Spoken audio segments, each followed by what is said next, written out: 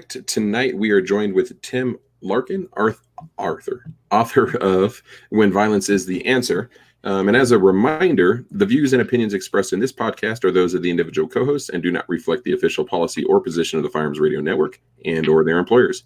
Viewer discretion is advised. This is especially true on live shows. Excuse me. So apologize for taking a week off on you folks, but we're going to blame it all on Judson. And if he doesn't want to accept full blame, then I guess I'll take some partial blame for that as well.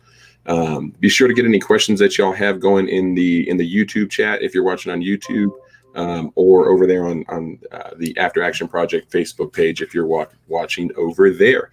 And before we get into this, Tim, why don't you introduce yourself to our listeners and our viewers for those folks if they're not familiar with them, and then we'll go from there. Yeah, hi, I'm entering my 27th year as an instructor in close combat. Started out in the military,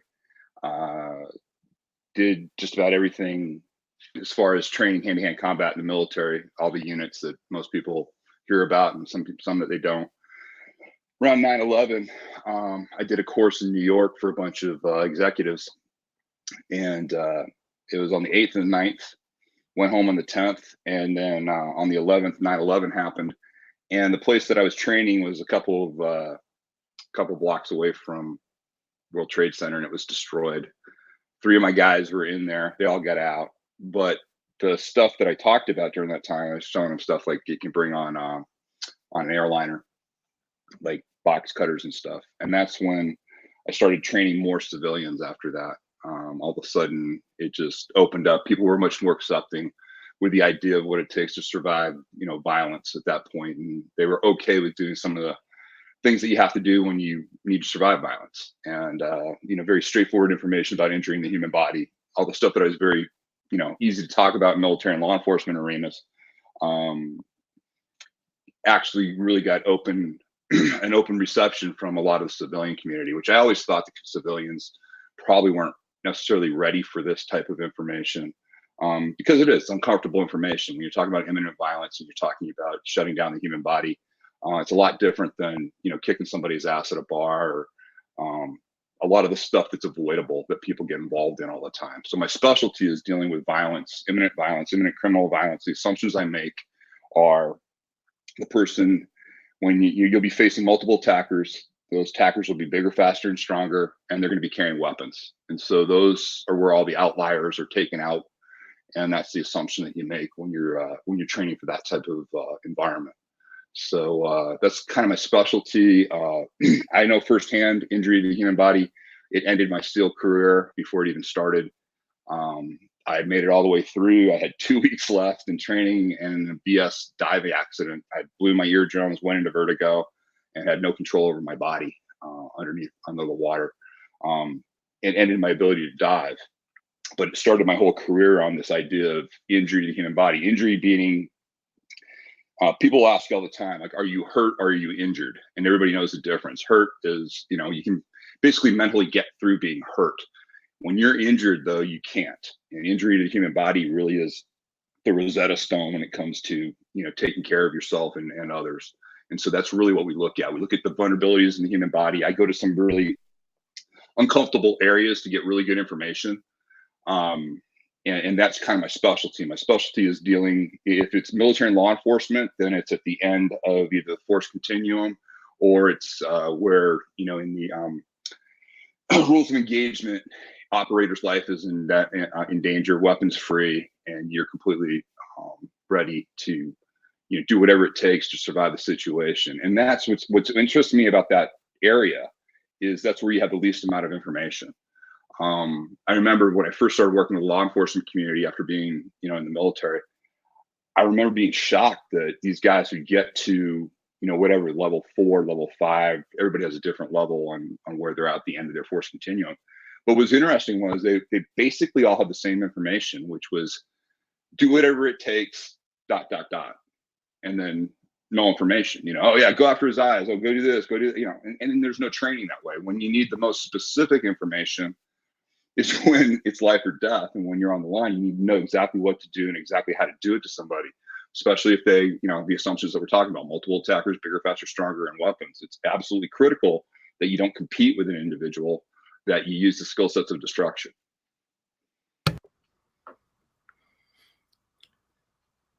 I think you're muted there, Jeremy. Okay. Yes, I double tapped that. I want to dive into what's that? The most professional podcast on on the Firearms Radio Network. I want to go into that a little bit further, but before we do that, talk to us about the genesis of the book and what led you to writing a book. And then let's really kind of open up that a little bit. And I want to circle back around to that, the assumptions that you were talking about. Yeah. It's my fourth book. This is the book I wanted to write. During that time, I finally had a publisher that wanted me to write this book. And the reason I mean that is I started this book before the election. And, I'd been on New York Times bestseller with my last book and did really well. And this book was doing gangbusters. It's still doing very, very well. But because the world's changed so much in the last couple of years, as far as what you can and can't say online. I mean, I've had to deal with Facebook. I've had to deal with Google. I've had to deal with everybody else. The very fact that I had violence in the title penalized me. They kicked me off of the New York Times list. They wouldn't put me on just because I had violence, even though I was outselling a lot of the people that were on the list at the time. So the book's been kind of stigmatized because the assumption is that any study of violence somehow makes you violent. And it's the exact opposite that's true in a situation like that. The more, in my experience in the 30 plus years of doing this, the more highly trained somebody is in the lethal aspects of violence, the less likely they are to overreact in any situation or use violence in an unnecessary manner. Because there's no questioning when you're properly trained whether or not injuring somebody is going to work. It really comes down to a function of, does the situation warrant the response? And that's really my specialty. My specialty, I can teach people the most extreme stuff when it comes to striking, kicking, using weapons, all that good stuff. That's great. Anybody can do that. There are a lot of people out there that can do that. Not necessarily the best methods they use, but they can do it. What most people don't do is my goal is to make sure that I minimize the chance of violence ever coming into my client's life. And in order to do that, you have to show them what it really takes to survive a situation where somebody is there, doing, with imminent grievous bodily harm as a threat. And it's a very different world than, say, like competition, martial arts, combat sports, all that great stuff. And I live here in Vegas. I love it. I grew up in combat sports. I grew up in the martial arts. I grew up in competition. Nothing wrong with it whatsoever. The only thing you have to realize is that when you're in a life or death situation, you don't want to be competing with somebody. You don't want to limit yourself in any way, shape, or form. You want to be able to use the most expedient, straightforward, effective measures. And so you have to train accordingly for that.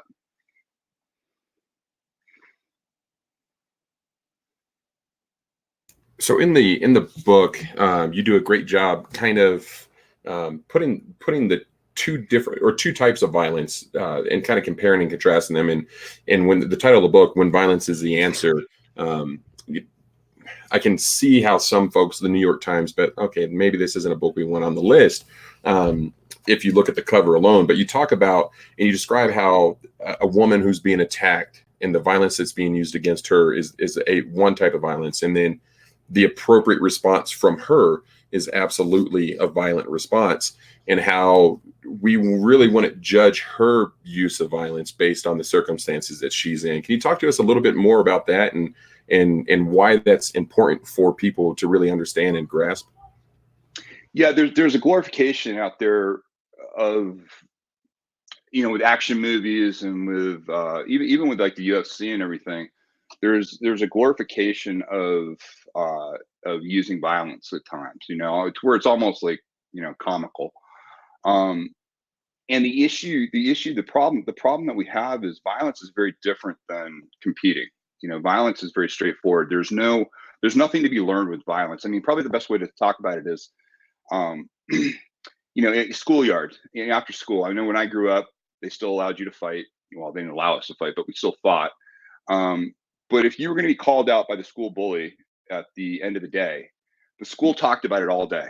That was a huge thing. And everybody wanted to go to the fight after. And the reason they wanted to go after the fight after, because there was really good social information there. It was a hierarchy thing.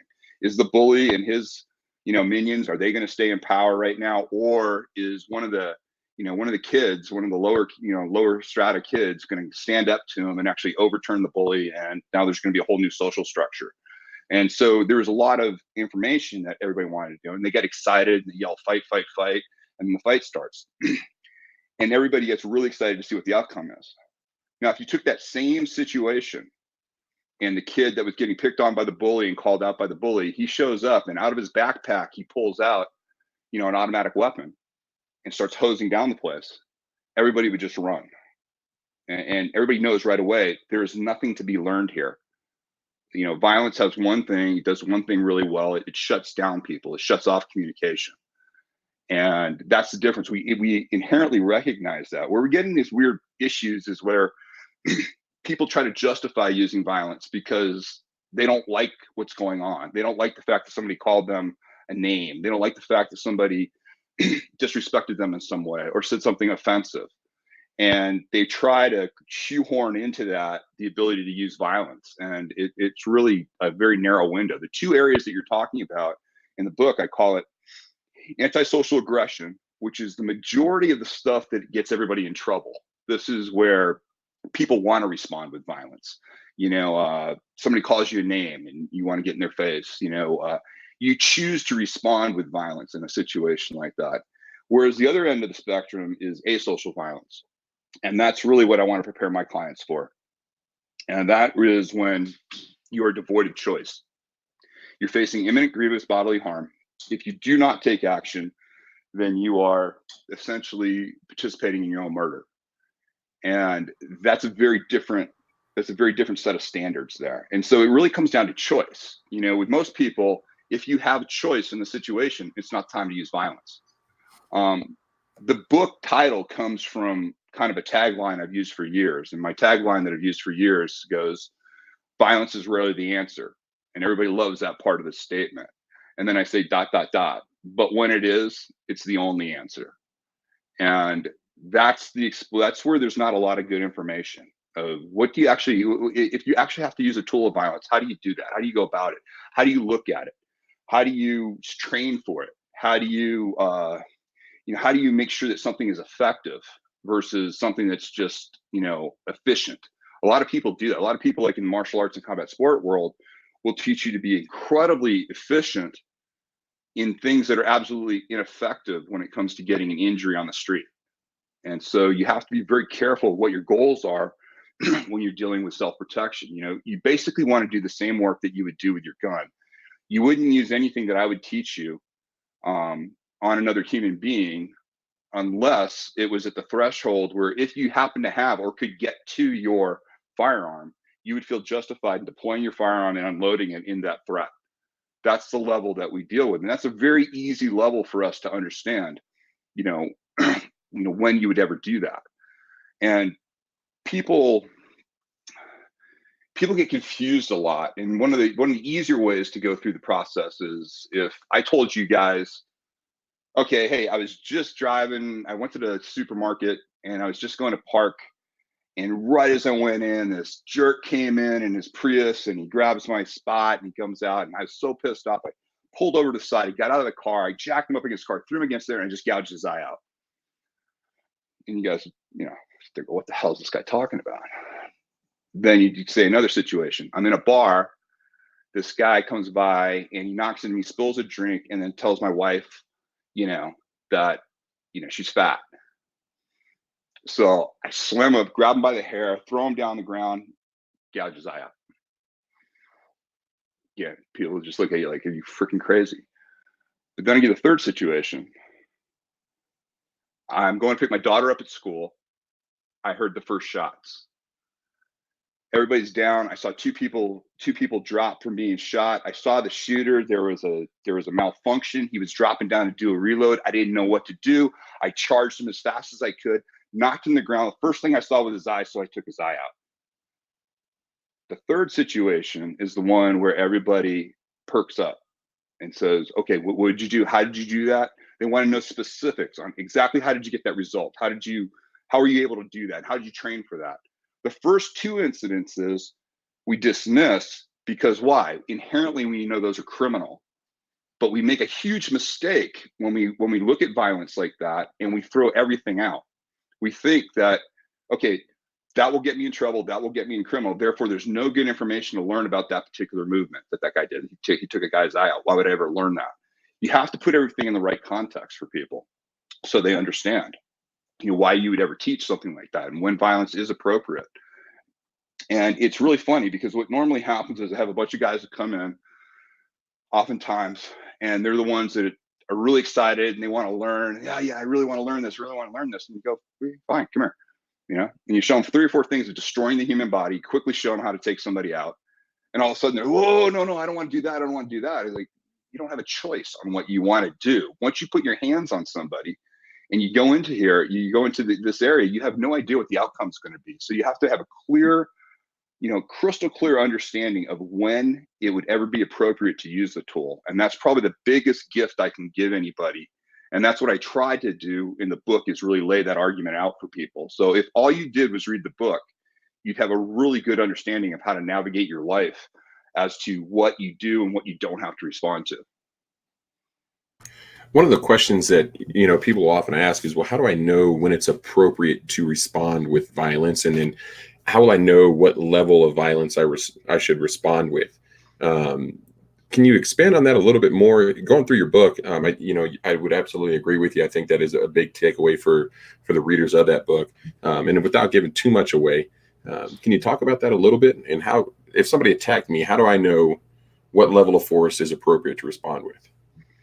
Well, it really comes down to what the stakes are. I've had guys, it's funny. I had a couple of guys from a tier 1 unit, and they're good dudes, and they're in there. But this one guy literally said, he goes, nobody can take my eye out. I was like, what? And nobody can take my eye out. And it's like, okay, and he goes, yeah, I've had people try it before, and they can't do it. And I'm like, my first thought process in there is, what's the stakes? What was it? Was it just some dare or something like that? Those aren't real stakes, because the eye will come out. And I keep going back to the eye, but it goes out like that if you know how to do it, correctly. When you come out, the human body, if you understand how to put injury into the human body, it's a fairly straightforward, easy thing to do. The interesting part is the more you train it, the more you train in an asocial environment that I was talking about. So when people train with us, there's no sound whatsoever. You don't joke with your person. You don't interact with them in any way, shape, or form. It's basically just a human body that you get to work with. And there's no talking or socializing. You don't help each other up. You do the movements. You learn how to break the human body apart, and then you come back. And the reason is you don't want any social interference in your training. You don't want to put this information in the wrong part of your brain. You want to put it in the part of your brain that understands that when there's a lack of communication, it's asocial, it's time to get to work. And the only thing that's going to get you out of that situation is to successfully use the tool of violence. So the question, when people ask me oftentimes, well, gee, I don't know when. 99% of the times when I dig, they're thinking about a situation that doesn't warrant the response of violence. One of the analogies I give to people all the time is, you're at the wedding and you've got the really drunk, annoying wedding guest who's just being obnoxious as hell, spilling drinks on everybody, being really rude, really crass, and people are just getting sick of it. And the dude, he's in great shape, and you're just getting more and more agitated by this guy, to the point to where you can't take it anymore. You get up and you go, hey, I took that class with Larkin. What did he show? Oh, he showed me the solar plexus. Solar plexus isn't paddle. Strike him to the solar plexus, he'll just lose his air, and that'll just shut him up. So you go up, you duck through, you hit the guy right in the solar plexus. Everybody's happy. All of a sudden, the loudmouth is shut up. He's holding his stomach, and people are cheering for you. They're saying, "Thank God, somebody finally did something," and you're great. You feel great about it. And then you look over at him, and all of a sudden now he's clutching his chest. He's starting to turn purple, and he has a arrhythmia, because you had no idea that he had a genetically bad heart, and he drops dead. over what? Over the fact that he was an obnoxious wedding guest. And now we're dealing with a situation where, you got somebody who at a minimum is going to be facing manslaughter on something like that over a totally avoidable situation that they chose to take action on. So a lot of the times when people ask me the question that you just asked me, it's they know inherently they want to use violence when it's not really warranted, when they can maybe get away with it, and that's when the key thing for me is I want to just shut this guy up, but I don't want to kill him. When people tell me that, I don't want to kill him, I crack up because I'm like, I collect articles of two guys that get into arguments. One guy pushes another guy, brains himself, and he's dead. So we don't understand how fragile the human body is. And so when you're going to cross that physical plane and put hands on somebody, you better have a clear understanding of when that would ever be appropriate.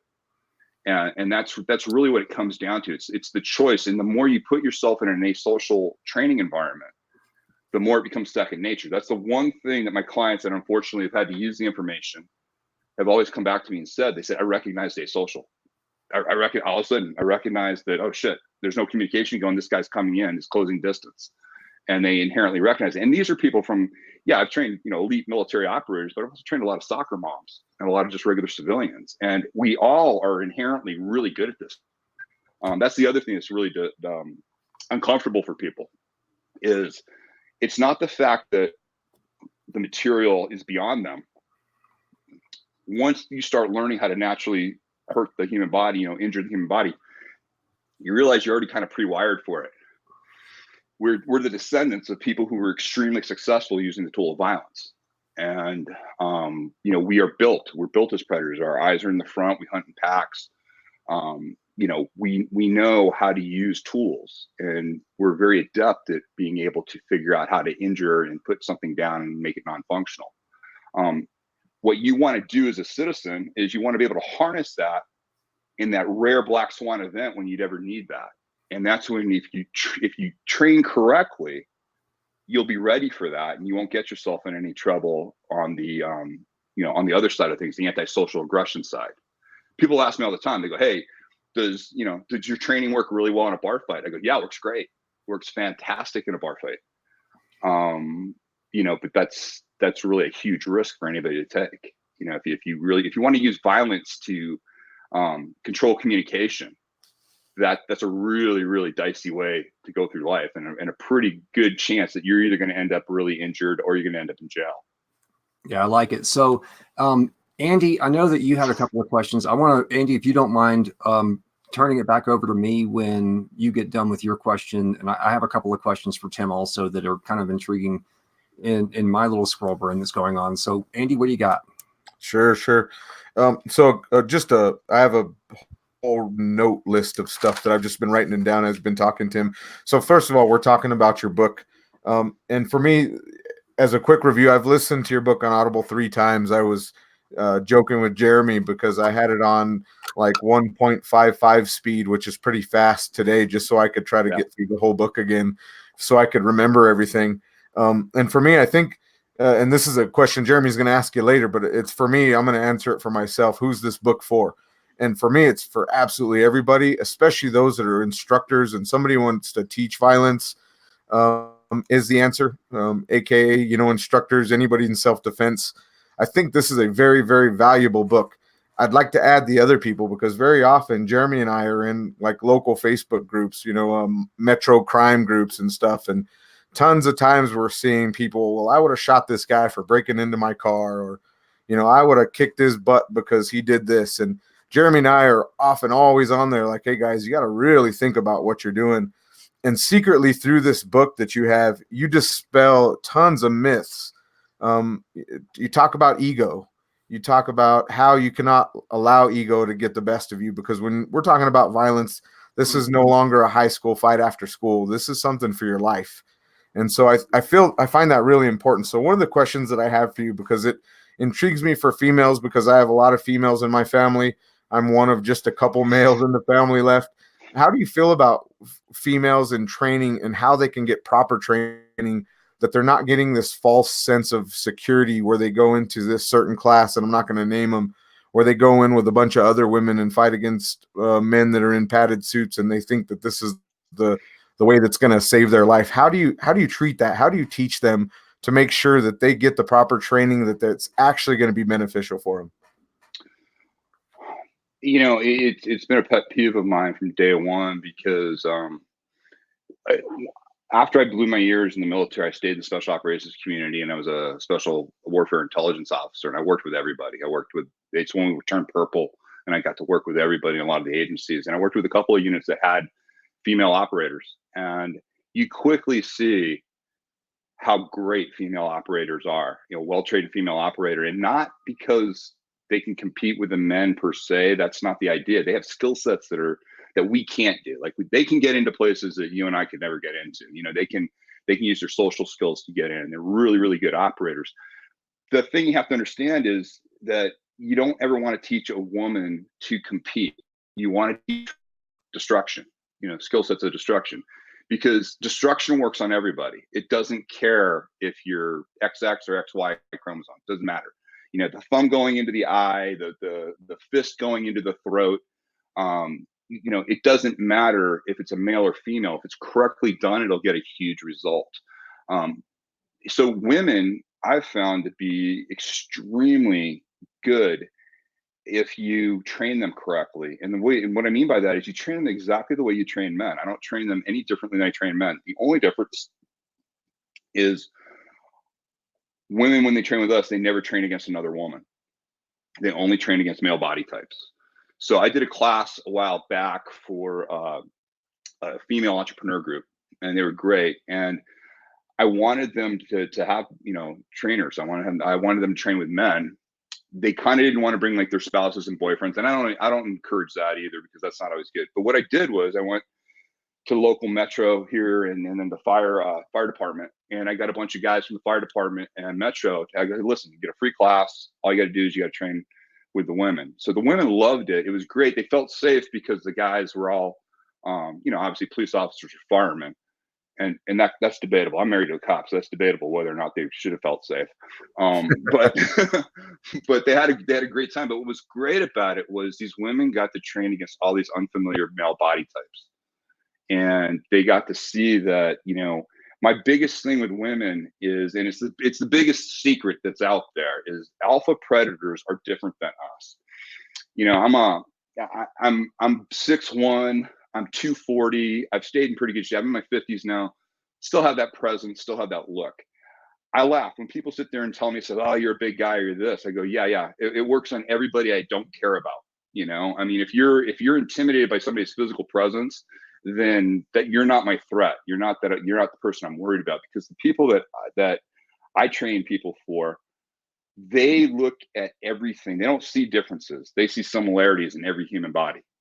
They'll sit there and say, "Oh, there's the throat, there's the TMJ, there's the side of the neck, there's, you know, he has a knee like me, he has elbows like me." They look at all the vulnerable areas, and that's how they do it. And in doing all the interviews that I did in the prisons with the prison, you know, corrections officers, and learning about all the intricacies of the prison gangs and how they use violence as currency, was probably one of the most enlightening things I ever learned, because they can't afford to get it wrong.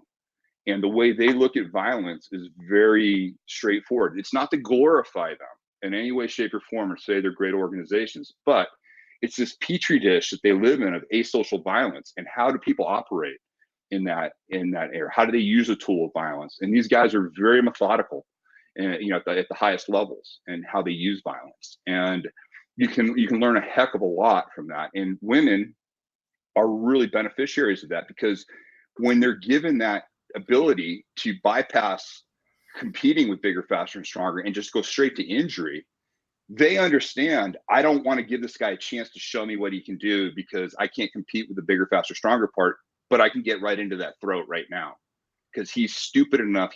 What I want to do with my clients is, I want the predator to make the mistake to where he pulls them in close to him from an intimidation standpoint, or just, you know, getting them there and not realizing he's just pulled them into their bear trap.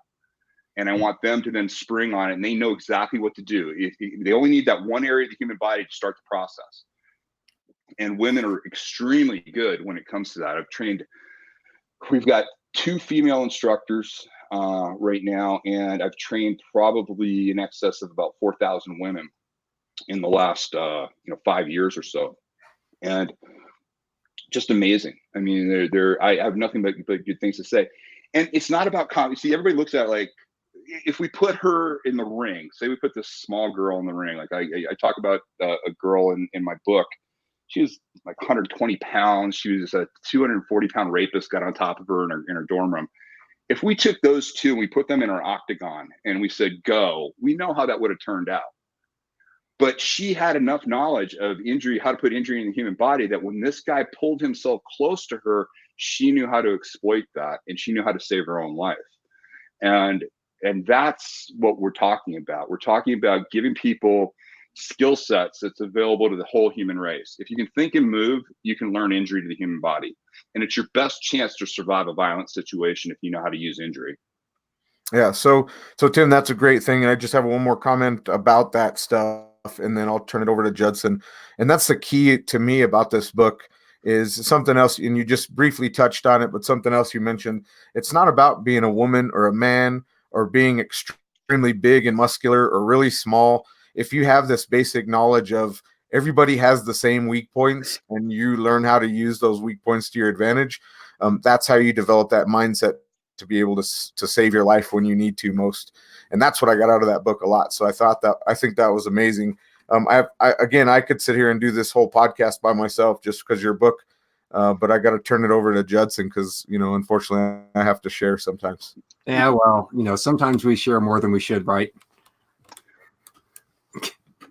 So, Tim, my question and actually you answered two of my other questions in your previous comments, so I won't go with that one. But the one that I really wanted to ask you that hasn't been answered yet is who exactly is you keep using the word client.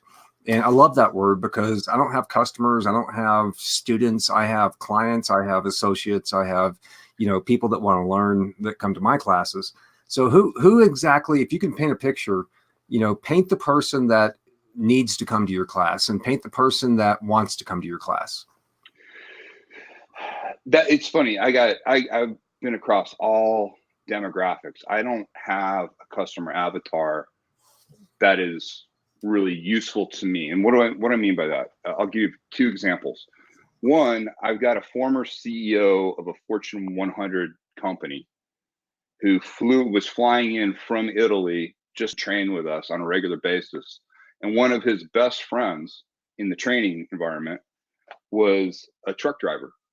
He hauled big loads all across the US and everything. Two guys that never would have met, two guys from vastly different backgrounds. But as I tell everybody, violence cuts across all spectrums. It's just amazing, and I have to be very careful because people want to politicize everything every day. And what I try to tell people across the board is everybody gets affected by violence. It doesn't matter what your political persuasion is, doesn't matter what your sexual orientation is, doesn't matter what your religious background is. Just about everybody has a potentiality to have violence happen in their life. Therefore, it needs to be open. Another thing that really struck me, the bonding aspect of learning violence, and it's going to sound pretty extreme to some people, but it was wild. I had a transgender client show up, and when I say transgender client, it looked like my grandfather with a wig. It wasn't. She was just, it was very obviously very masculine looking. So dealing with a lot of stuff. Ended up training with a Christian missionary that was coming. You know what they bonded on? The fact that they were both going back to places where everybody hated them, and they're going to be persecuted for their lifestyle. He was going to an African country where they didn't want Christianity, they didn't want him, and he knew there's a great potentiality for violence. She was going back into an environment where they didn't want her. She was from the middle of the country. It wasn't, very tolerant for the gay community. Wow. And it was weird. So you see people do this, and I don't say this like a airy fairy thing. It's what I'm trying to tell you is you see some amazing things when people are really concerned about violence. It's amazing what drops away and what becomes important and what people actually bond on, and it's really cool. So I know that doesn't really answer your question. I would say the person that I really am trying to reach these days, and it might be because I'm seeing myself, But I'm finding that usually males and females over 30, usually they're entrepreneurial, they have their own businesses, or they're in the military and law enforcement. A lot of I said a lot of operators that come through too. But they have families. It's something about having a family that all of a sudden people start to realize, well, shit, I'm not 20 anymore. I maybe have lost a step from their old days, and they're concerned. They realize, like, I really don't know what happened. Something happened in their life, either to somebody they love, somebody they care about, that usually predicates them coming to train with me. And something scared them. And they realized they had nothing in the toolbox to deal with that situation if it got worse, or if they were involved in it. Yeah. And that's what I can do. You know, what I really found, and the reason I love this stuff still after 30 years of doing it, my favorite class to train is my basic 2-day class, you know, where I get all new people, you know, anywhere from 40 to 60 people that come in. And I know at the end of 2 days, I'm going to have them all understanding violence and how to navigate the life. And I'm hoping that I'm sending them back out, and there's going to be huge behavioral changes in the decisions they make, so it minimizes the chance of violence ever coming into their life. That's the real goal that I have for people. Teaching people up to like the level of instructor and doing all the really crazy training that we can do and the fun stuff and all the athletic ends of it, you know, that portion of it, I like it. It's fun. It's just not as interesting to me, because I don't make the biggest impact happens when I can change somebody's perception of what they think they need to respond to and what they absolutely have to respond to. And if I can get that to somebody, everything else is easy after that. Gotcha. So my other, the other side of that question that I wanted to ask you is, can you give us like your 2019 closing schedule? When and where are you teaching over the next couple of months for our listeners? So if they want to reach out to you, they can find you. Yeah, if they just go to targetfocustraining.com, that's my website, just targetfocustraining.com, or search Tim Larkin. I'll come up. That'll put my schedule up. We've got 2 more classes scheduled this year. Well, September is sold out, so we still have some slots for the November class. And where is it? They'll all be in Las Vegas. Okay. My training center in Las Vegas. I do train other places. I train in New York. I train in Miami. I train in Hawaii. Lots of different places. LA. I try to be bigger cities. Toronto I've trained in. Vancouver I've trained in. I used to train in London until they kicked me out. Hopefully I'll get back there. Yeah, I know. So Jeremy, I'm going to kick it back over to you. I'm sure that you're chomping at the bit to get some more questions or intel out of Tim. I had a question, but how'd you get kicked out of London? 2011. So I had a 25-year history of training in London. I trained all the special operations groups over there, our special operations groups. I went to school there. I went to the London School of Economics for a year. Never had anything other than a parking ticket. In 2011, they had the riots in London, and I've done a lot of press over there. So I did a quick interview with the BBC. Everybody reported, all the papers reported the interview as it was. The last question the guy asked me was, hey, we know that you have a lot of clients over here. We know you come over here a couple times a year to train and put on seminars. Are you planning on visiting any of the riot affected areas when you get over here? And I said, well, yeah, I have clients in Birmingham. I've got a couple of clients in Tottenham, which is outside of London, where things happened. And yeah, I plan on visiting, them. And they wanted to kind of show me the scenarios. And basically what they wanted to show me was the fact that, hey, Tim, here's where I was. This is when I recognized asocial, and thank you, because I was able to get myself and my family out of here during that time. That was both scenarios that my clients were gonna talk to me about. So everybody reports it straight except the Mirror. The Mirror is kind of like their National Enquirer, and the Mirror said on page 3, Larkin to lead riot tour. And basically they said that I was going to go around and incite vigilantism and rabble rouse and get everybody to go after. Yeah, it was a knee-jerk reaction because they were really scared about that. Basically what I said in the interview, which they didn't like, was the fact that Britain used to have, the UK had fantastic self-defense laws until the 50s. well-meaning reasons why they changed those laws, but they had no idea the repercussions that were going to happen. So basically, I can give you numerous examples, but basically you as a citizen over there, it's really dicey for you to take action to protect yourself from a legal standpoint. And so I was just saying, this is the perfect opportunity for for the UK to really review some of its self-defense laws, because these citizens that, the Metropolitan Police said we can't be first responders anymore. So I placed that in. So that year in 2011, I'm inducted in the Black Belt Hall of Fame. I'm self-defense instructor of the year. I'm being awarded over in England. I'm flying to England to do a big, huge martial arts conference. It's me, Randy Couture, a bunch of other guys. We're all going to speak. I'm the keynote, and they're going to give me this big award. And I go to the airport, and I put my stuff in, and I'm like, I give my passport and everything. And I'm looking. I knew something was up, and this woman's like, and here in Vegas, the London flight, it's Virgin. The London flight, it's packed every day. It's a 4:00 flight. I mean, everybody's up against the thing. All of a sudden, I hear from behind, Mr. Larkin, and I look around. This guy's in a 3-piece suit. All he needed was a bowler hat and the umbrella, and he looked like a perfect British civil servant. He goes, "I'm from the UK Border Department. I've flown over here to present you this letter. This is signed by Home Secretary Theresa May. You are banned from this flight. You are not allowed to enter the UK, and there's no recourse in this. You will not be getting on this flight." Guys, it was like the party in the Red Sea. All of a sudden, just everybody just goes out, and it's like I'm this Irish terrorist, that's coming. But yeah, they banned me for that because they said that the UK used that article. There's back history there. I did an interview years before, with 2 MPs, and I was in this one MP's district. That's like a minister of parliament, like a congressperson here. And she had a lot of knife crime. She just did. And what she didn't like was I did a really big radio show that's really popular over there. And they had a round circle. And basically, I was brought on as the crazy American, kill them all, let God sort them out. And then at the end, everybody basically agreed with my premise, saying that was really sane and sober.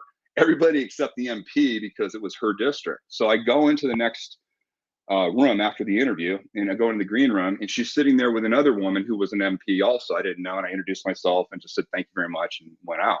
Well, the other MP that was sitting with her was her really good friend, Theresa May, who ends up becoming the Home Secretary a couple of years later, and then the Prime Minister.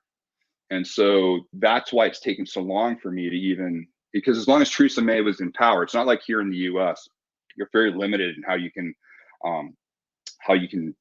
go after these things, these travel bans. But now that she's out of power, I have a good chance to get you back over there. That's great. So Jeremy asked you about London. I got to ask about Hawaii, because, Hawaii's generally in, pretty anti-gun state. So what's your thoughts, and how do you train over there? Is it just basically all hand-to-hand style self-defense? I thought that too until I started spending time. So one of my really good buddies is one of my instructors. He lives in Hilo. On the Big Island, man, you talk about those boys all have guns. I mean, that's a huge hunting area, real familiarization with firearms, very comfortable with that. I work with a lot of law enforcement over there. They deal with a lot of, really, a lot of meth comes through there. There's a lot of really bad actors that come through Hawaii. So it was really interesting, working with the law enforcement side and then working with the locals who are very comfortable, from a hunting standpoint or anything else. So there's more of that. Now you go on to Honolulu, you're absolutely right. You go there, it's, guns are it's very, anti-gun and gun-free zones. But the people over there are fantastic. I mean, my instructor over there is amazing. And then his people, he's got some guys that are getting ready to test for instructor, and they're just outstanding. So I get to use them. I do a big event with Tony Robbins every year out in Maui. And we do it for his platinum group. It's kind of like his elite group that we do it. And I use all my Hawaiian instructors. They all come over from the Big Island, and we do it on Maui. And they're just phenomenal. But the Hawaiian culture is fantastic. I mean, those guys are very comfortable with hand-to-hand, very comfortable with putting hands on people. And, it's been a real pleasure to work with a lot of them over there. That's awesome. I want to circle back, and you had mentioned antisocial aggression and asocial violence. I want to dive into that a little bit deeper because I don't think I think it's easy for folks, especially like concealed carrier types, to kind of approach any violence with the same mindset. Can you talk a little bit more about antisocial aggression, asocial violence, the big difference between the two, and of those two different types of violence, when is there an out, right? Is there an out in antisocial aggression? Is there an out for an innocent participant or a victim in those circumstances in asocial violence? Yeah, I mean, when it comes to antisocial aggression, that by its definition involves choice, and the choice is, I tell a story um, in the book about I picked my son up. I picked my son up from his mom's house when he was a little boy. I mean, he's 24 now, but he was about 8 years old at the time.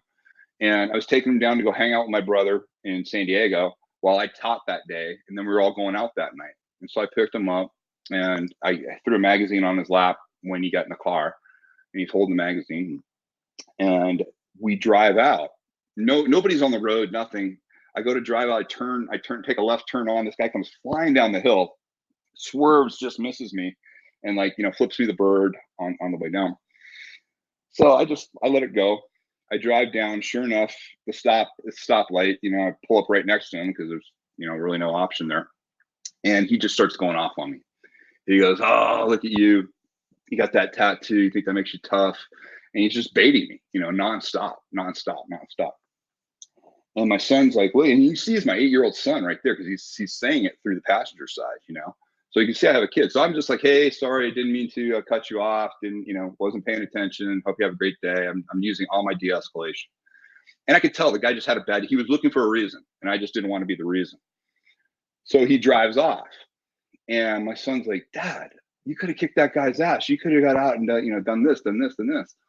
And I said, "Maybe." I said, "Connor," I said, "I probably could have, been successful." I said, "But I don't know. I don't know if he has a gun. I don't know, what his mindset is." And I said, "What if I was successful?" And then we had to wait for the police. And what if they determined that, I shouldn't have hit him? Then where does that leave you? And over this. And so we went through the whole scenario. And then he throws the magazine in my face. He goes, "But you're this guy," because I was on the cover of Black Belt magazine that month. And he just couldn't understand in his little 8-year-old brain why I wouldn't just get out and, high karate him or something. But it was tough. That was really tough for me because nobody likes to have that happen in front of their kid and put your kid in danger or anything like that. But again, you have to think these things out. And believe me, every part of my ego wanted to tear that guy apart. But I'd been in enough scenarios and enough situations where I realized that was just going to be, even if I got away with it, even if I successfully used violence and I wasn't prosecuted and it was justified and all that other stuff, my son still would have to have seen that. And I didn't need that in my life.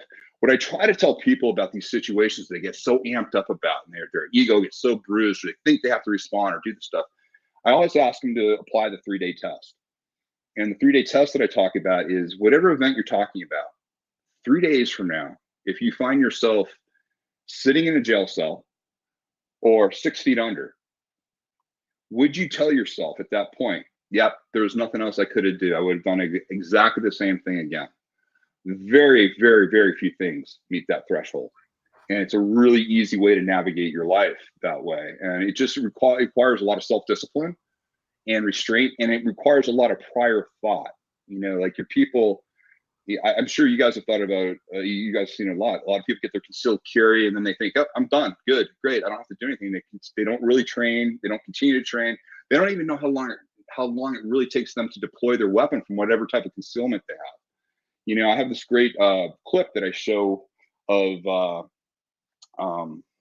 Dennis Tueller, from the Tueller drill. And he's talking about when we put it together, he said, "Yeah, there's nothing special about, 21 feet. He said, "We were just shooting 7 yards and we were just wondering if a guy could run a guy down. We were all surprised that, yeah, he was able to stab the guy a couple times before the guy could, deploy his weapon. He said, but this was the most interesting part to me was, he goes, but 21 feet means nothing.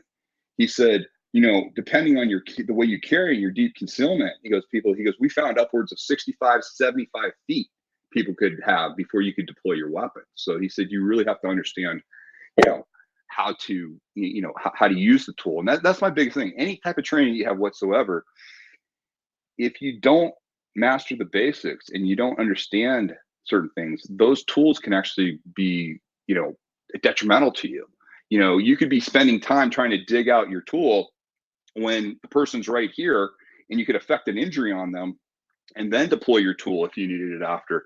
But if you only have one tool in your mind, then you're really limited. And that's what I try to give my people options. I try them to make sure that you get your brain is your weapon system is your brain, your tools, your ancillary tools, your first set of tools is your body, and everything else is ancillary after that. And if you operate that way and you are consistent with your targeting, the way we teach targeting and injury to the human body, it applies no matter what the tool is that you're using.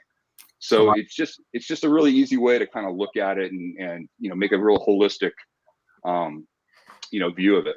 Did that answer your question? Oh, I really like it. Okay.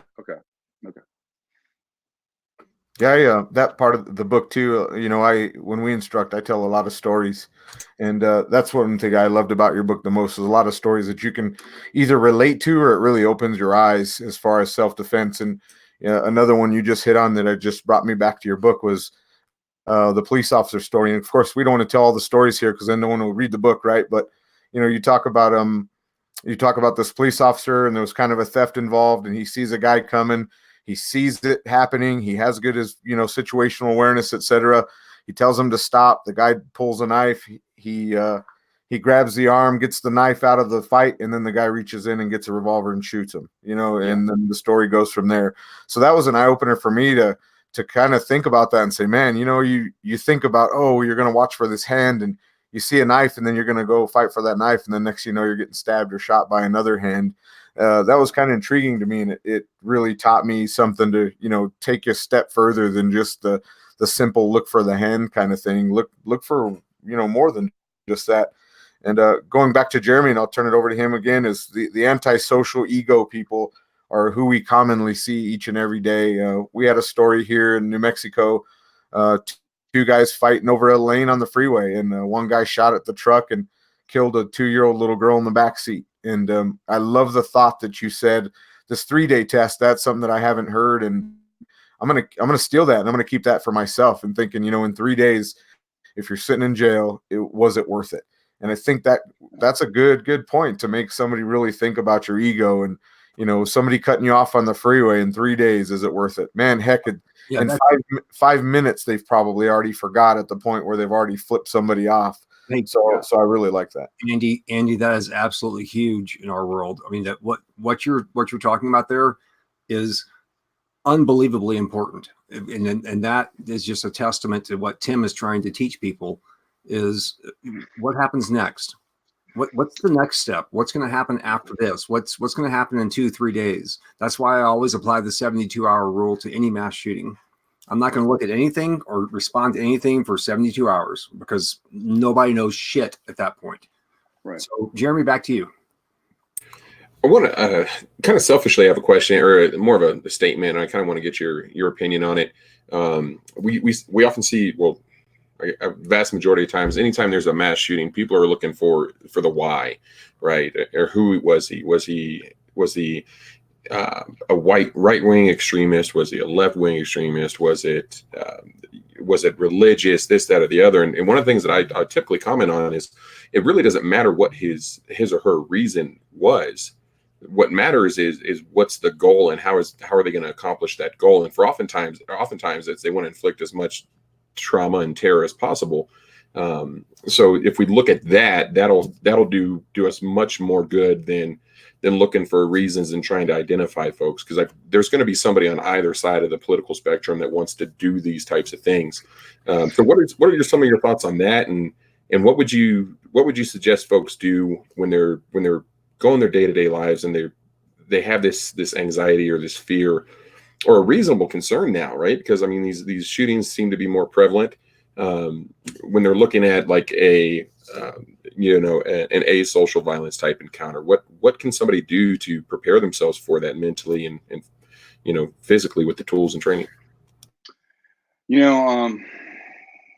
It's tough. We had Route 51 happen out here in Vegas. We had the big shooting, or Route 91, the big shooting here at Mandalay, and my wife was the on-scene commander for that. When she took over. So I had 3 friends shot in that. I had my friend's daughter was shot. All survived. My wife lost one of her officers, got shot. But that was one of those things where I think the thing that got everybody was the fact there was no answer. There was no political agenda. There was nothing anybody could pin anything to, because this guy was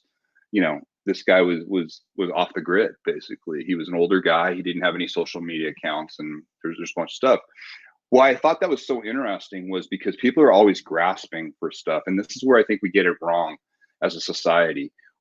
We're trying to figure out, if we could just get in this guy's mind and we could figure out we can prevent the next one because of this guy. And I understand the thought process behind it, but I don't think people really understand why people do acts of violence. And that oftentimes people, and I mean, it sounds like a cop-out, but it really isn't. There are just some evil people out there.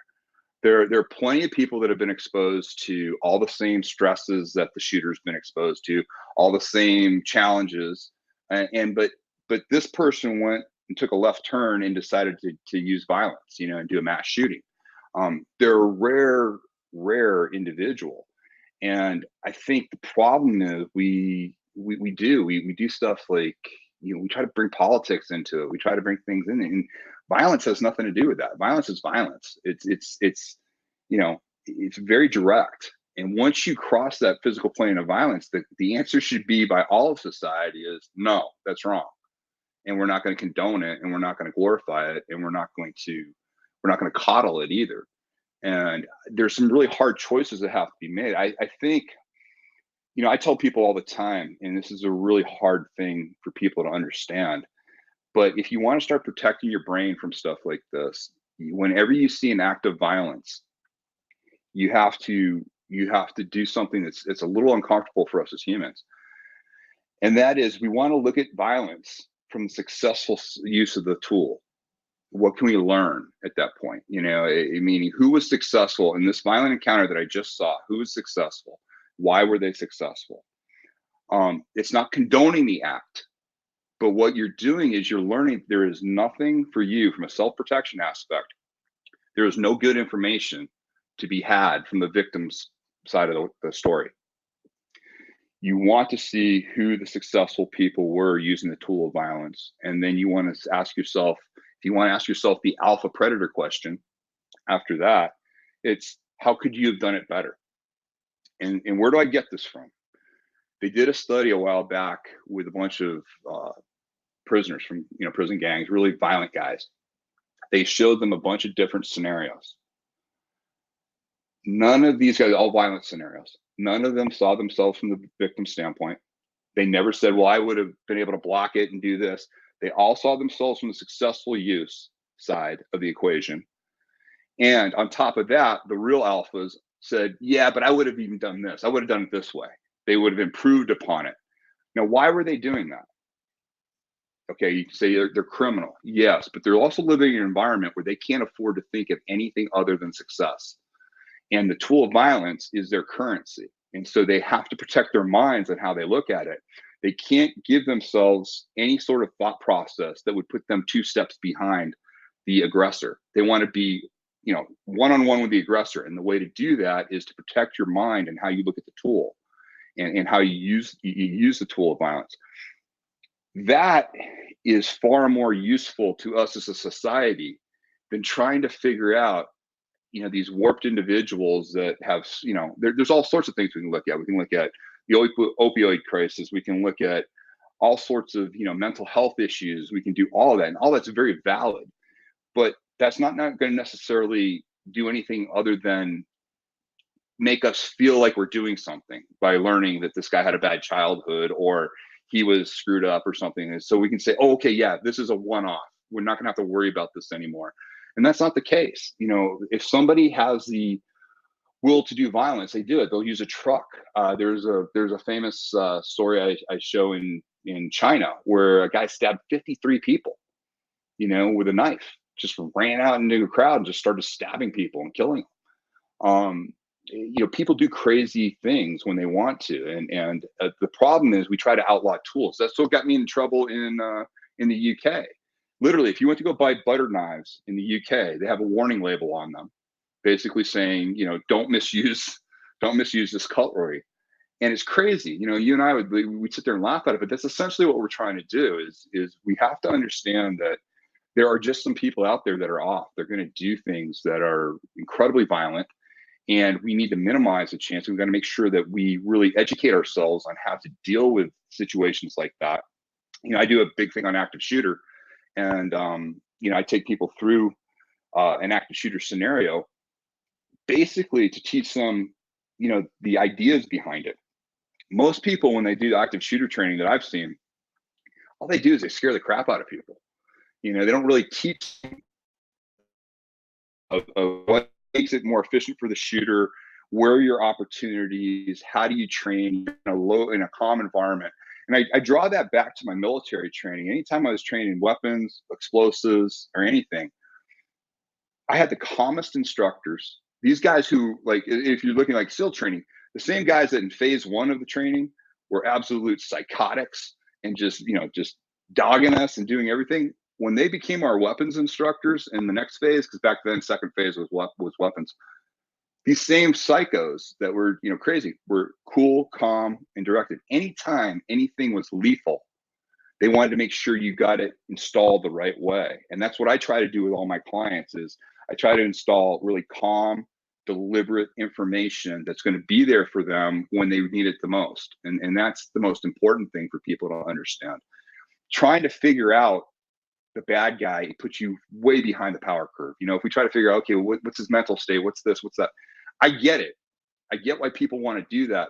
But for us, it really, meaning for us, the general public, it doesn't really make us any safer knowing any of those things about the person. I mean, it'll help psychologists. It will help people kind of do, you know, after action reports, but it really won't help us as a society to be able to prevent these things on a mass scale, because we've tried this before, and we just, you know, we're very unsuccessful. We had a Ryan Kleckner on our podcast, and he has a really good app that he created, Mayday app, which is really good. You might want to look at, Tim. But you know, one thing he said, and it's been months ago that Ryan was on our show, and we talked about mass shootings, and Ryan says the same thing. He goes, you know, let me hit you with some truth. What are the chances of another mass shooting happen? 100%. That was months ago. How many have we had? Guaranteed. Yeah. What are our chances of having another mass shooting? Still 100%. And so I think you and Jeremy both bring this point very good. It really doesn't matter. It doesn't matter their political stance or religious stance, anything like that. Evil's evil. And we can't control what they do. But what we can do is we can control what we do. We can get our training. We can take lessons from Tim. We can go as far as we can go to get training for medical training, all these other things that we can do with personal responsibility. And for me, that's what it's about. Great. Yeah. I guess probably the only thing I would add to what I just said was, you know, the cool part about learning all this stuff, believe it or not, is the more peaceful life you'll live. Like the people that I know that are really well trained in when it comes to lethal application of violence are the calmest individuals. They're the first ones to open the door for you, the first ones to help you out. They don't live a paranoid lifestyle. It's because they've looked at the subject, they understand what to do, they've trained, and they also told themselves that, hey, until I need this, I'm going to really enjoy life. And I'm gonna live life to the fullest. And so that's really what I want to do, is because what's really interesting, especially with women, is, you know, they've got this idea, the potentiality for violence, and that to me is probably the scariest thing for them, is when they know that there's a chance for violence, and they also know they have zero training to deal with it. And when you can give people like the skill sets to kind of navigate those waters and make better decisions in their lives, it's amazing to see the behavioral changes that they do, and then how much better they feel about their life after that. So I teach very extreme stuff, and the press loves to get into that, the fact that we show people how to take the human body apart when necessary. But they miss the aspect of the fact that my best responses that I get from people are when they tell me, hey, Tim, prior to reading your book or prior to going to your training, I used to do X, and now I don't do that anymore. And I've really minimized the chance of violence. I realized how lucky I was that I was really, I was basically sleeping with my head in the railroad track. And, just because the train didn't come last night, I didn't realize that the train could come. Therefore, I took my head off the railroad track. And that's really what I try to do with most people is like, how many things in your life are you willingly put your head on the railroad track and just, thanking God that, train didn't come last night, so everything must be okay. And what are those incidences? People going to the ATM like late at night. I show this one video of this older couple that goes to the ATM. And I've shown this to tons of self-defense experts and everybody, right? Everybody does the same thing. They go, okay, well, when the woman went up and she was doing it, the husband, who was limping, by the way, because he's got a bad leg and he's overweight, they're just saying, oh, well, he should have turned and faced the area, and they would have seen the three guys coming, quicker and everything. And I'm like, yeah, okay, great. Yep, situational awareness, all this other stuff. And then I finally have to wait till the very end when nobody said anything. I go, hey, does anybody look at the time code?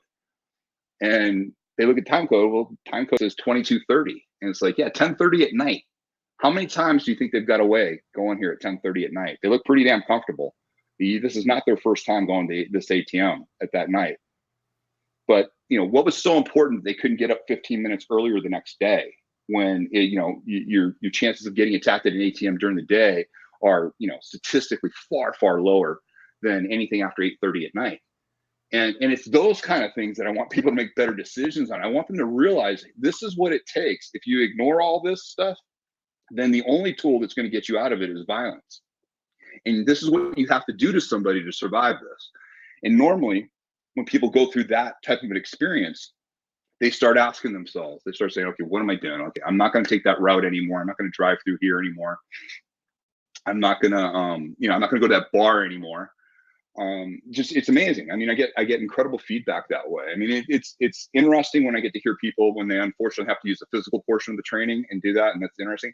But for me, the more rewarding is the people that decided, they read the information, they understood the information, and then they said, you know what, I'm not going to keep doing what I used to do. I'm going to minimize this chance of violence coming into my life. And I really think that's the greatest gift you can give anybody.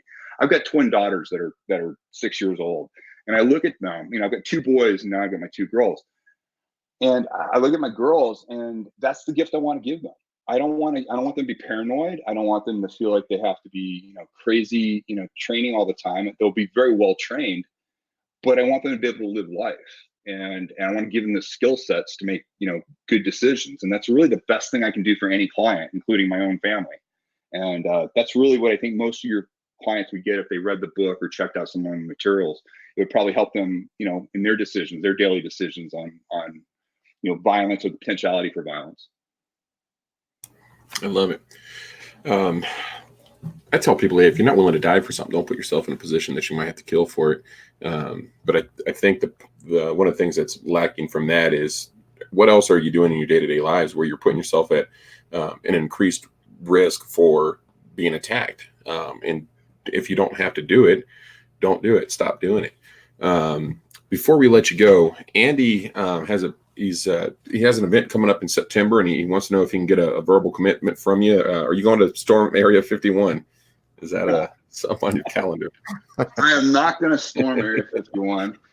I got a lot of buddies that work out there, and they said, yeah, 300,000. 300,000 people are supposed to storm there. And my buddy's response was, he goes, there's going to be a mass disappearance, I guess. He goes, I guess they'll finally find out the real aliens will take them all up.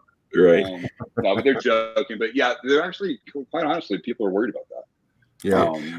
They're worried about the whole thing. I don't think it's a. I think it'll be handled, well. But I think there are some people that have some legitimate concerns that are going out there. I think there are a lot of people out there that don't understand what they're getting themselves into.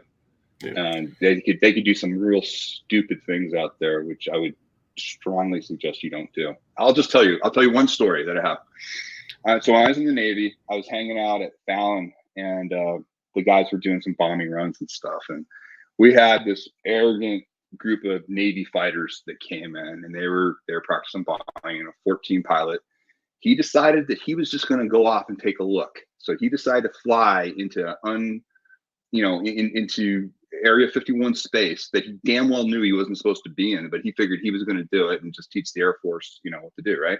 And when I say this guy was like, he was like Iceman out of Top Gun. He was that super confident, cocky guy, right? Air Force brought his ass down. They took the F-14. They owned it for 2 years. They didn't give it back to the Navy for 2 years. This guy comes out 3 weeks later. He wouldn't talk to anybody. He wouldn't say anything. He was white as a ghost, scared shitless over what he did. They just, and it was, he kind of ruined his career. He was able to do it, but to see such a change in somebody after that, it was really interesting. When it comes to that. So there's a lot of interesting stuff that goes on out there. Here in Vegas, you see it all the time. There's a parking lot where they all park and then they fly them out and they go out, and there's a lot of interesting work that goes on out there.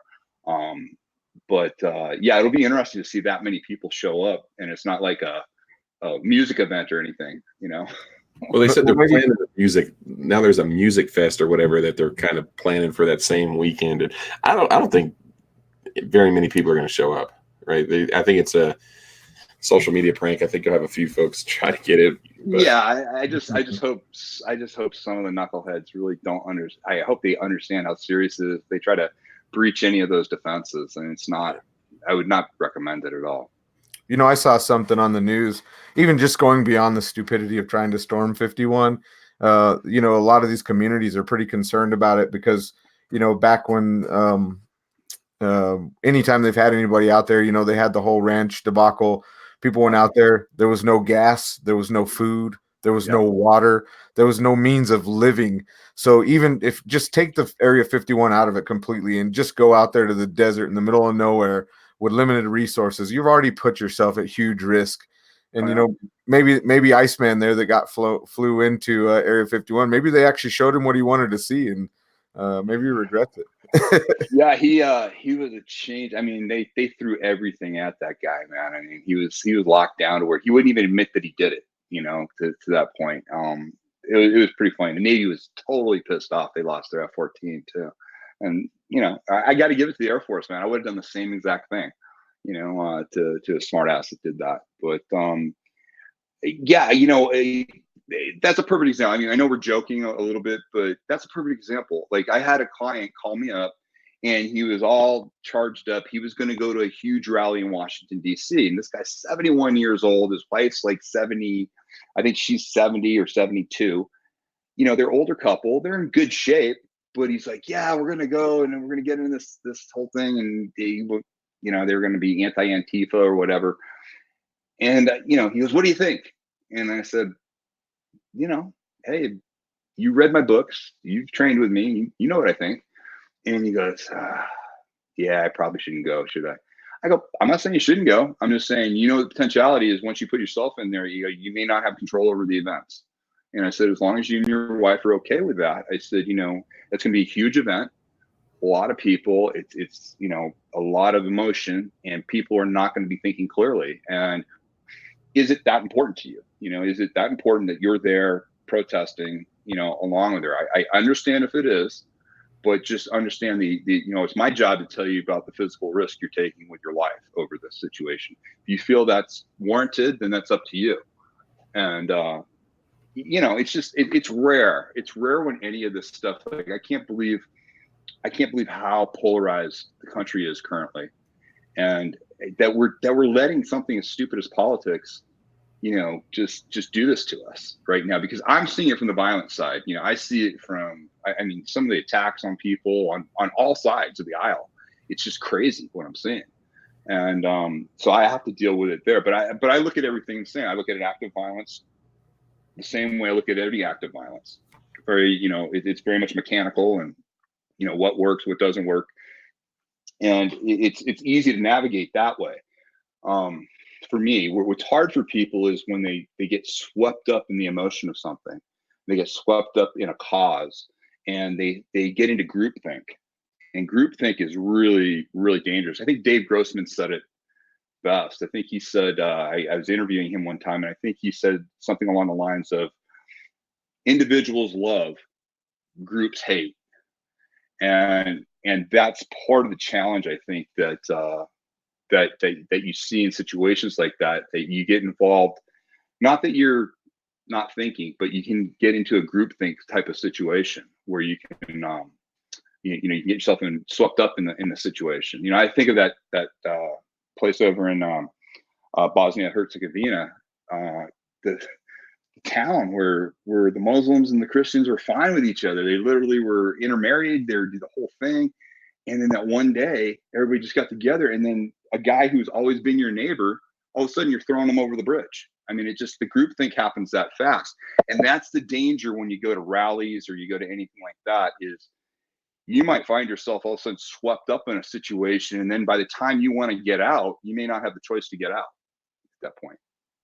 Yeah, there's a video going around social media now where there's this gentleman and his daughter. He's dressed up in like Sparta gear or Patriot gear or whatever, and it's an Antifa rally, and they're chasing him out, cussing him out, and and calling him all kinds of names, and in front of his daughter. And I'm like, first thing I thought is, what are you doing there with your daughter? What are you doing there? But what are you doing there with your daughter? Like, right. It's and I get the, you want to demonstrate this, that, and the other, but I think my personal opinion on rallies and protests is the vast majority of the people that are doing the protest and demonstrating, they're not affected by whatever it is that they're protesting and demonstrating. And they really don't give a care. They don't care about the cause, right? Because it's, what are you doing the other 6 days of the week about that, whatever it is that you're protesting? We had there's a officer involved shooting here years ago. And there were some protests and stuff as a result of that. But it's like, what were you guys doing before that? What are you doing after that? What are you doing to hold our local officials accountable if you think that we have this issue within the Albuquerque Police Department? What have you done before? What are you going to do after? Nothing. You're going to go home. You're going to eat your whatever it is that you're going to go on about your business, and you're going to, I did something. No, you didn't. Yeah. You didn't do anything. You made some noise. And the reality is too that these people that we see on Facebook and social media and these riots and these rallies and all this stuff, to be honest, they're the minority. Most Americans really don't feel this way. We just love to watch it because it's like a car accident. You know what I mean? Yeah. But the reality is these Antifas and these hardcore other ends, they're actually a minority, and we've got to realize that before we can actually start talking to each other. Our next door neighbor, I was driving to work this morning, turning the corner because I kind of cut through a neighborhood because there's a school zone that gets packed. And I look over to the left, and there's a car backed in. Moms Demand Action, homemade window shade. And I just, at first I shook my head, and then I'm like, well, you know what? That's whatever. I'm not going to go knock on her door and say she's a complete moron, because I kind of think she does. But the point is, is it worth it? And it's even just going back to your book, for a lot of the stuff that we fight over with the social, antisocial type people, is it worth it? And it's really not. Yeah, I try to tell people, it's not about being right or wrong. It really isn't, because a lot of those situations are they're transient. It's right now it's important to you. Tomorrow won't be important to you. You're getting caught up in the emotion, but the repercussions of taking action during that time can be a lifelong decision. That can adversely affect you if you don't understand how to control that. And that's why, like, I really encourage people, especially after going through training with me, that the hard work is after training, when you have to sit down. I tell people, you're sitting down with that cup of coffee by yourself, and you have to start asking yourself those hard questions. You have to say, okay, what am I willing to do? What are the situations that are, that I'll take action on? Because I can't answer that as an instructor. I don't know what your mindset is. I don't know what your thresholds are. Only you can answer those questions. And we all have to do that for each other. We have to sit down and say, okay, what's important to me? What will I take action on? Looking at your whole situation, if you have a family, thinking about that, you have kids, think about what you will and won't expose them to.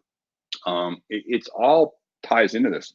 And the great part about it is when you understand the difference between antisocial aggression and asocial violence, it actually is a relief for a lot of people, because they all of a sudden let go of a lot of stuff that they thought they had to respond to. And they go, oh, shoot, I don't have to do that. I don't have to play this game with this guy. I can actually just disengage. And yeah, I'm gonna, he'll call me names or, tell me I'm a wuss or whatever, but that's fine. I get the choice on whether or not, this guy's giving me choice. And my choice is always going to be, I'm gonna get the hell out of here, because I don't want to have to take action when I don't have to. And that's probably the thing that most people don't understand, because they get caught up with the idea of being the hero and fighting, and they have all sorts of these ideas about what it's like to use violence, and the vast majority of it is wrong. I tell people all the time, all violence is good for is ending communication. That's it. That's why so many people hit at the face, because they're trying to shut you up. Whereas a true professional will go after the body and go after areas of the body that actually get a result. There are areas in the face that you can get really good results on, but oftentimes what people are trying to do is they're trying to hit to the face to shut the person up, because it's an antisocial aggression situation. Those are probably the biggest things that especially navigating the world as it is today, more so than in my 27 years of doing this. This information's never been more needed by the general public than right now, because we're being amped up by everybody. The media's amping us up. Everything's about emotion. Everything's about outrage. And if you get caught up in it, you can end up making some really poor decisions. Yeah, and people don't realize that a 30-second emotional decision can affect them for the rest of their life. Both sides of it. If you're the aggressor, you lose your cool. Now you're going to spend some time in jail. Now you have a record. It's not. Very few things are worth it, right? And that the biggest thing I want to instill people is, if you're not willing to die for something, don't put yourself in a position where you have to kill for it. We see it all too often here in Albuquerque, where verbal altercations lead to physical altercations. Next thing you know, somebody's getting shot over a parking lot or parking spot in the Walmart parking lot. And I used to tell students that, I'd be like, man, it's going to sound silly. Like, it's going to be hard to believe that somebody's going to get shot over a parking spot, but there are literal cases where that's the exact cause of a shooting in a Walmart parking lot or at another parking lot. And it's a shame that we're at such a point in time where there's so little regard and respect for life. And that's why it's critical for your information to get out there. And in the book, When Violence is the Answer, is a great read that we can't recommend highly enough for our students, our loved ones, our friends and our family, and everybody else. If you hate my guts, go out there and buy this book, because it's going to have some great information for you. I listened to it on Audible a couple times. Andy's digested on Audible. I think for me, that's the easiest way for me. If somebody wanted to buy a hard copy of your book, where can they pick it up? Amazon. Amazon's the easiest place to do it. If they go, though, and I would encourage you guys too, if you haven't done this, if you go to whenviolenceistheanswer.com, just the title of the book, I set that up. Amazon wouldn't let me do it, but if you just put your email address in there and just the receipt from Amazon or wherever you bought the book, we send you access to 10 modules that I did. One module for each video module for each chapter, and it's free. It's completely free. That I just did just extra information. I give more visuals and just really good information for people. And I do that as a thank you, because and thanking you guys, because this is I understand that your podcast is set up to deal with subjects like this, but man, people don't want to talk about the potentiality for violence. They don't even want to talk about the subject for the most part. And having opportunity to do a long form interview like this and allowing to share the message is really cool. And if you liked if your folks liked what they heard, I would just encourage them just to go to whenviolenceistheanswer.com and get the book that way, so they can get access to their free, it's almost like 10 hours worth of material they can get. Awesome. We'll include that in the show notes. You have some other online training available. Is that correct? Yeah. We have our virtual training center is up. It's being we're almost done with the final revamping of it. It's active now, but we're upgrading the platform. And I'm really excited about that, because that allows me to do you know, you can only reach so many people live, and being able to leverage and not dilute the quality of the instruction. That's the hardest part. Is if I just went out and did cookie cutter instructors and did weekend certifications, the material just would, you know, you wouldn't have the same effect. So I only put master instructors in on my group, and everything's done by my best people, including myself. And that to me is really important, because I'm not going to be able to reach everybody, but at least they can get access to the information at a really reasonable cost. If somebody wanted to sign up for the online training, where would they go for that? TargetFocusTraining.com, my main website. We'll take care. It's right there. Yeah. Awesome. Perfect. And we'll have all that stuff linked in the show notes and in the comment section on the different posts on the different platforms. Right. Tim, I think we could easily go for another hour and a half, and we really do appreciate you spending as much time with us as you have tonight. Hopefully, if you ever want to come back on the show, we'd love to have you. If you want to get a couple students from one of your live in training courses, we'd love to have that. That's typically the format of our show. Is we get an instructor on here with a student or two and kind of go through that, do a deep dive in that course from the student's perspective, and then kind of get the instructor's thought process and dig into their brain and why they do certain things in the class the way they do. And we've started to do the book review format mainly so that we can hold ourselves accountable to getting outside of just going to the range, shooting guns, but really get the great information that's out there and available for everybody at a very low cost. I mean, for the cost of the book, the information that's in there is a summation of your 27 plus years experience doing it. And so there's a great benefit to that. So, but we'd love to have you back on the show whenever you'd like to join us. And then timlarkin.com, whenviolenceistheanswer.com. And what was the other one? The other one? Oh, just targetfocustraining.com. Targetfocustraining.com. Any one of those will get you to any of the other stuff. Awesome. Perfect. Well, we appreciate everything. Just to let you guys just real quick, if any people that watch this end up sending you guys questions or follow-ups, I'd be happy to answer them. So just send them my way. Awesome. Perfect. We appreciate that. And we also appreciate everybody jumping on. Remember, it's your life. It's your safety and protection. It's your responsibility. We'll see y'all next week. Thanks, guys. Thank you. And we should be